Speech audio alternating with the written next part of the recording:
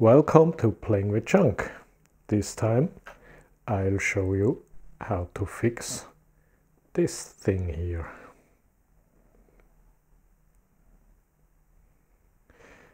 That's a Macintosh Portable from 1989. It was the first portable product from Apple. It's portable because it has a handle. You can carry it around. It weighs a ton. The battery alone is about 2 kilos or something. And when you push the handle in, you can lift the display up. And that's how it looks.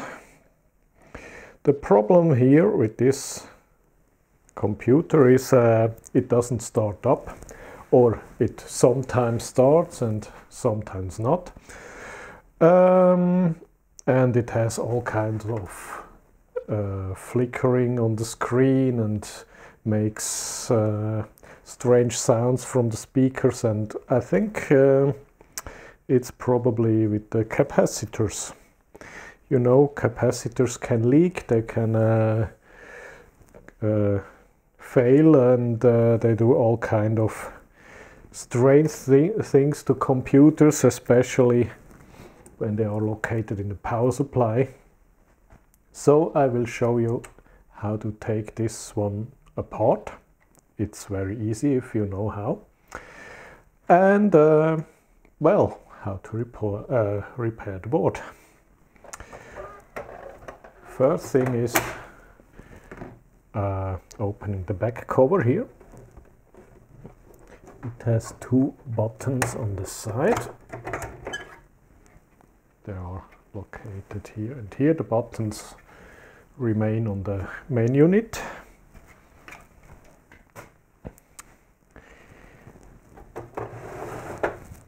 Then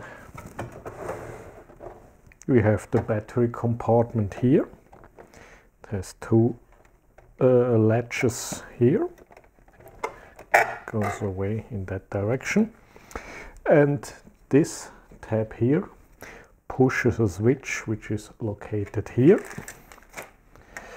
And if I want to run it, I don't have a battery, I can hook up a 6.5 volt power supply to the positive and the negative pole here. There are spring contacts that contact the battery.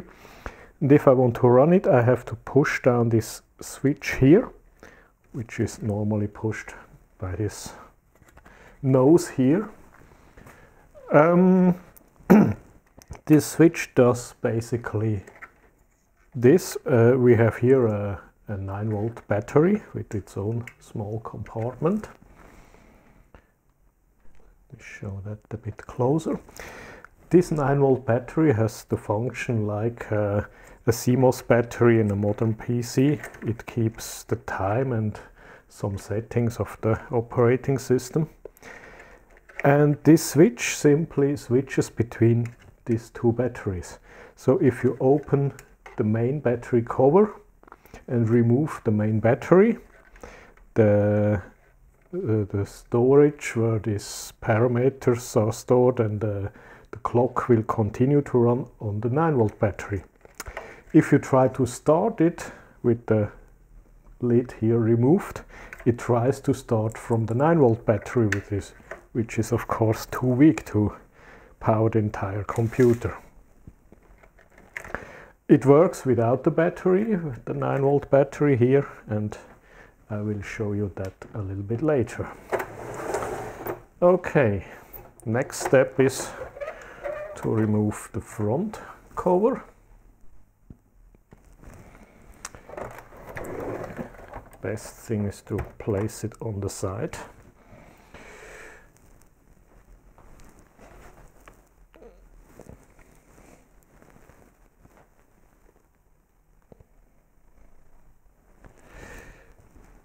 We have rubber feet here, here and here.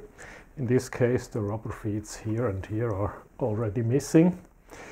You need a small screwdriver, poke it in the middle hole and try to release that catch here into this direction. So you push it in, that's the first one, and you push it in here and move the grip that way.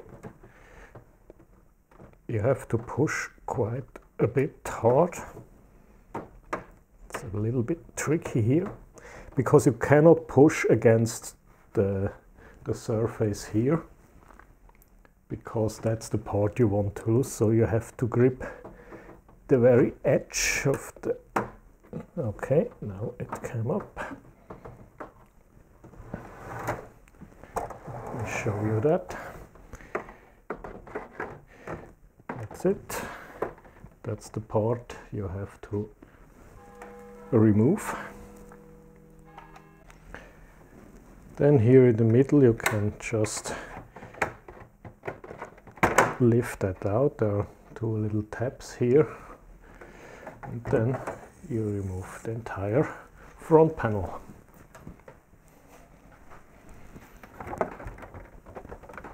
Okay.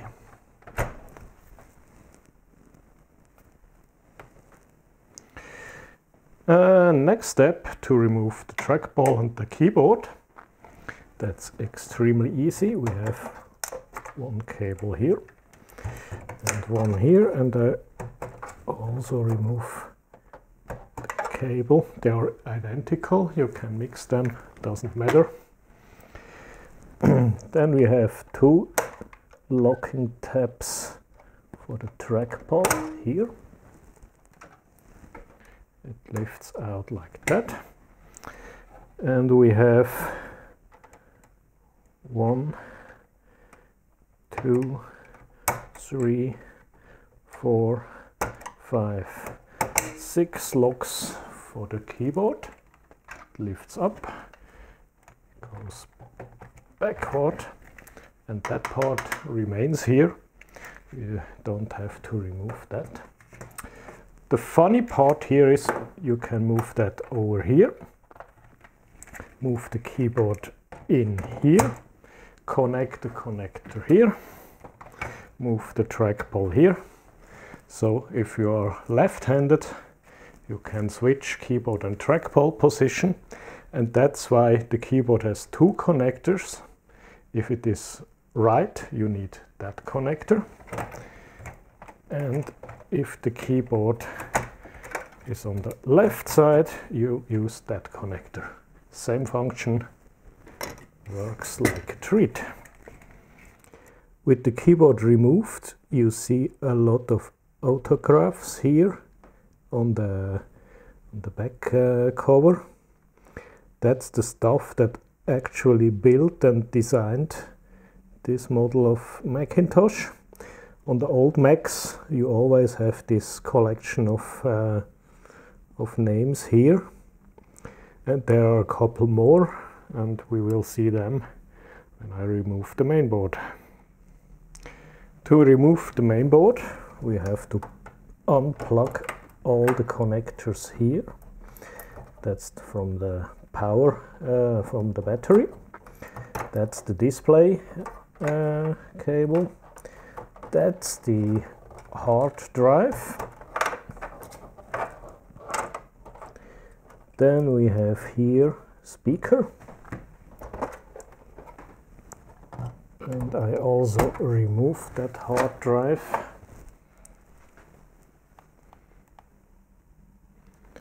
Let me show you that a bit closer.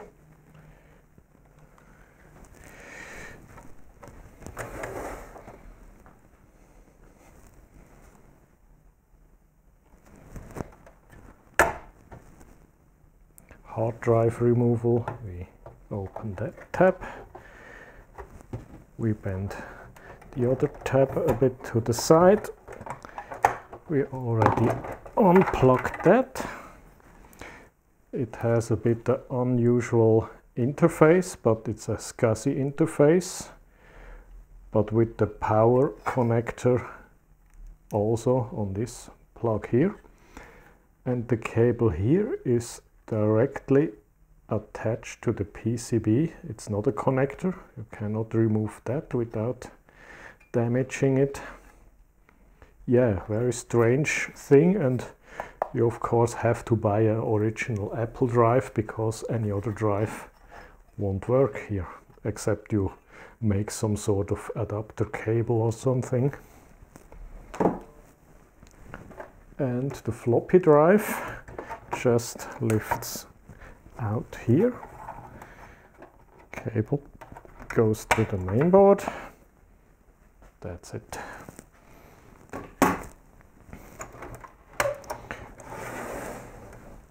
Okay, now let's remove the board.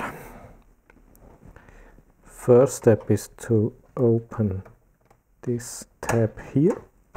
The entire unit here lifts up. The second tab was, where is it? One is here. And there is somewhere a third one.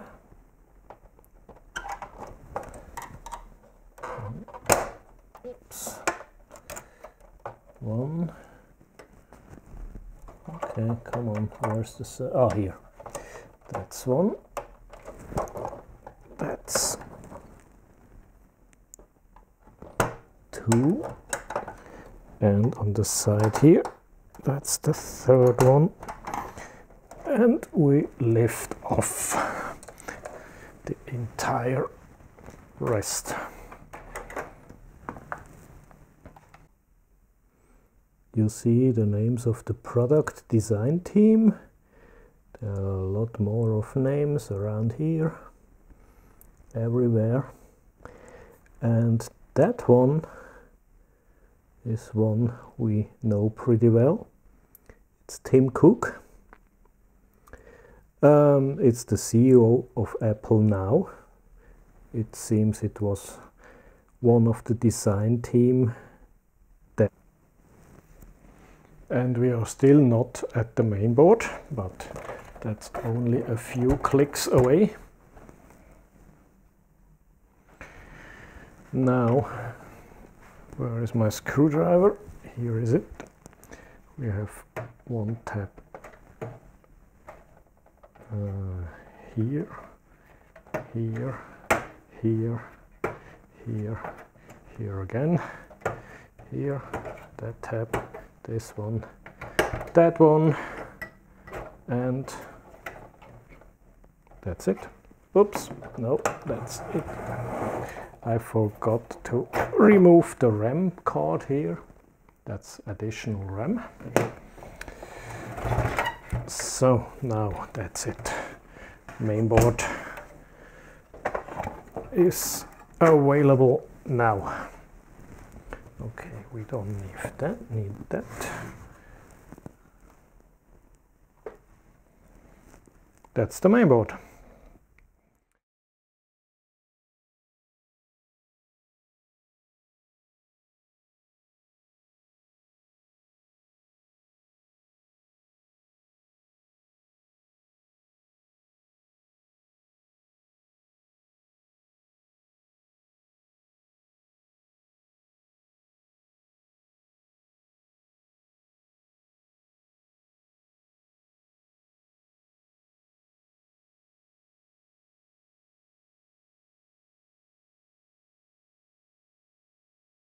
And that's how it looks when it's repaired. We have all the capacitors replaced here.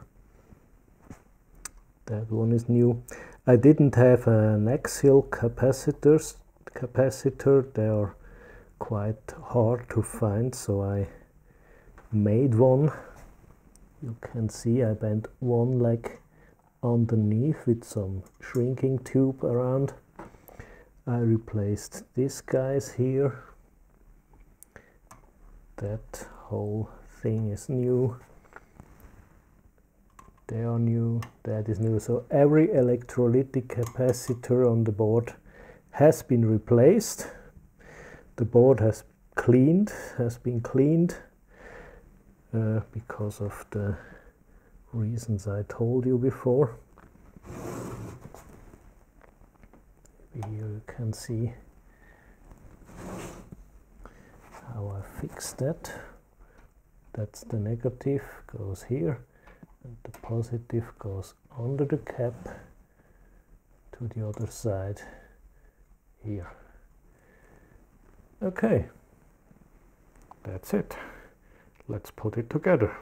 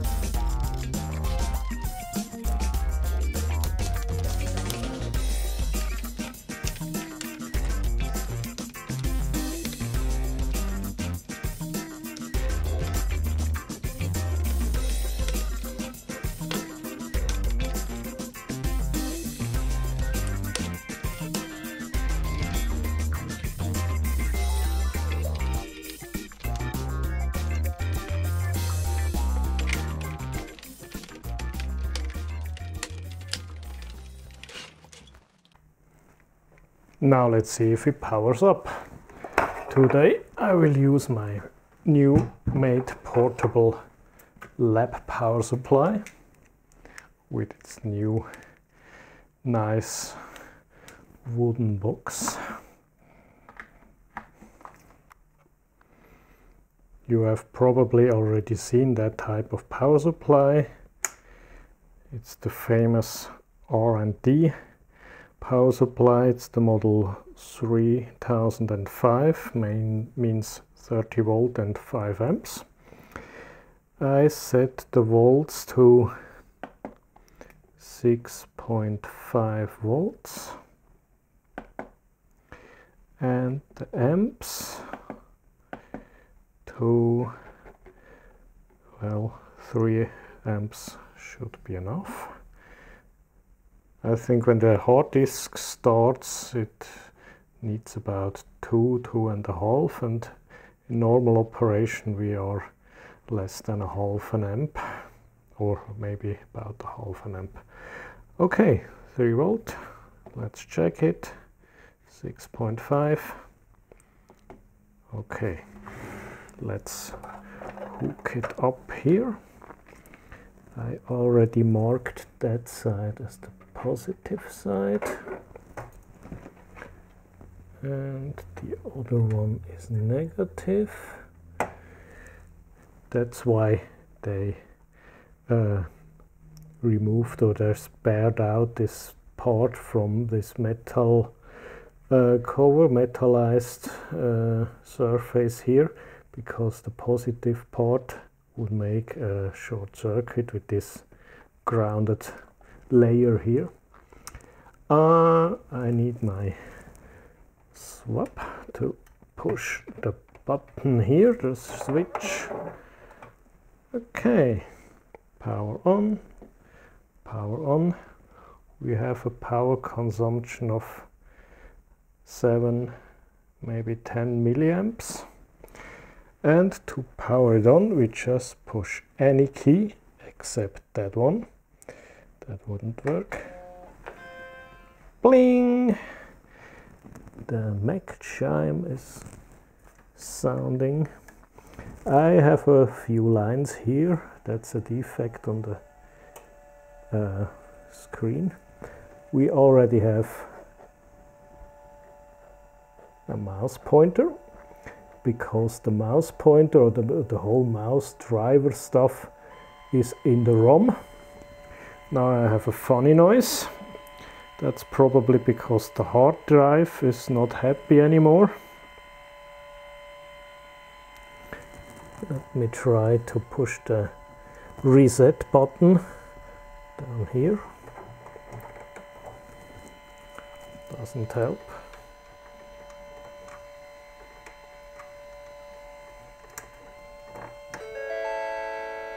Okay, that was the interrupt button that brings us to some sort of debugging mode. Okay, now that's the reset button. Okay.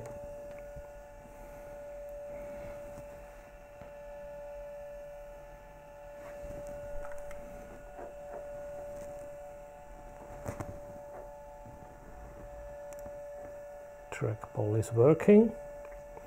It tries now to boot the hard drive, but I think there's something wrong with that hard drive.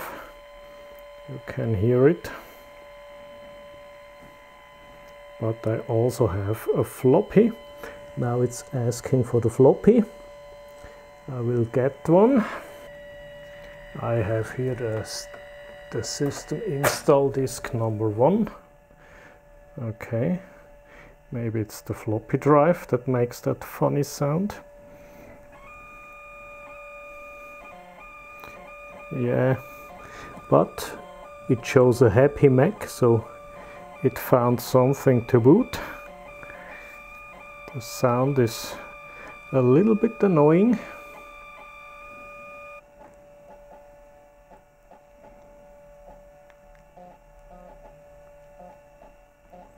It seems the diskette is still working. A system fault. Okay, something is wrong. Maybe it's the wrong version.